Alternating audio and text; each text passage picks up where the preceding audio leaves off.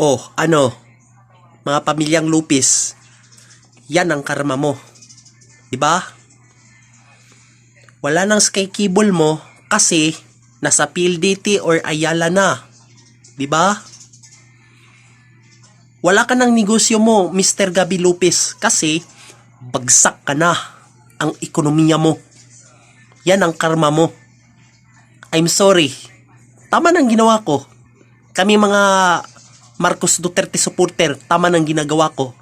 Kayo mga dilawan, mali. 'Di ba? Hindi ko gusto 'yon.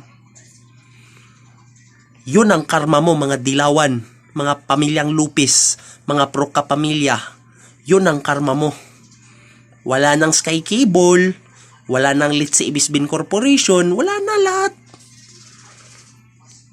Ikaw masusunod.